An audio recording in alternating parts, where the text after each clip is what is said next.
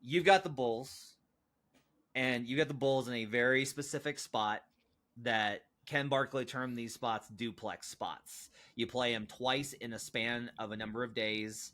You have them either home and home or away home or home away. This is a double home spot. Why do you like this spot for them? Yeah. First off, I feel like I've been seeing the board very clearly. We took a tough L on the last Buckets pod for Thursday, gave out on Nets first half +2, and they were up 6 with about 90 seconds to go in that first half and absolutely imploded there. So I just feel like I'm seeing the board really well. And if you go back and watch the end of the Bulls Magic in game 1 at the United Center, the way the Bulls closed the game, I was very encouraged by.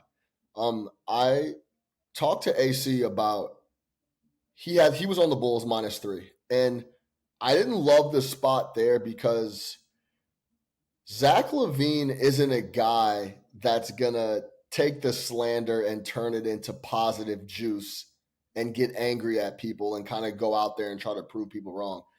That's not really his game. And going in, that's what I thought. But the way he closed and the way the Bulls closed after easily one of their worst offensive performances of the year, at one point in the second half, they were in the low 50s in the middle of the third quarter. They were playing terrible on offense.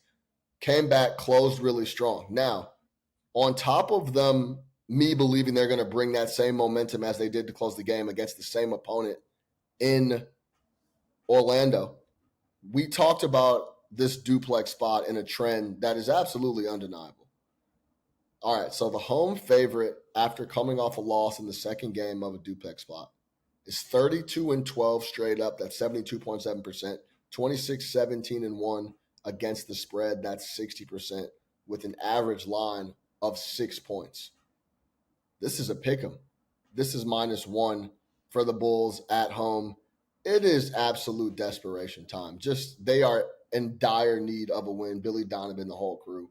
DeMar DeRozan is still questionable coming into this game. If he came in, I would love that bump as well. He's dealing with some personal issues, but DeMar, no DeMar, with that trend and the way they close the game, I like this spot. It's tough to beat a team back-to-back nights in their building. I think the Bulls overall have the talent that can compete in this very nuanced spot. I'll lay the point and take the Bulls at home.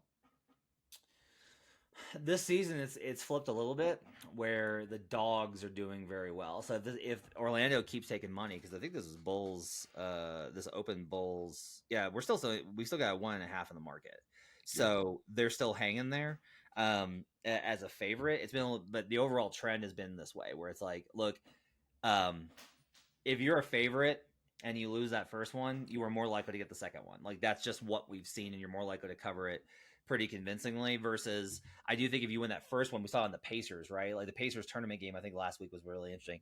I do think the duplex spot gets a little fucked up by the tournament spot here, right? Where both teams have a heightened level of motivation. We do see the dogs covering a little bit more. Road dogs even covering a little bit more. So I think that messes with us a little bit here.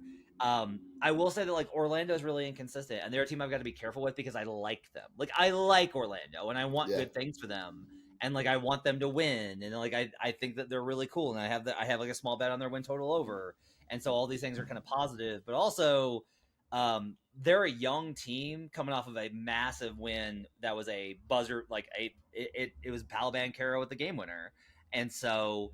No WCJ, who I think is really underrated as far as how good he is, and no Markelle Fultz. That's tough. And then you got Caruso's probable for this one. I will say DeRozan's questionable for this one with personal reasons. I would probably say that you want to wait. Like, well, I'll ask you that.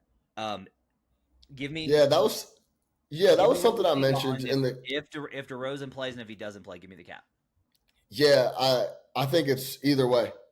If DeRozan plays, great. I actually like this up to like 3.5.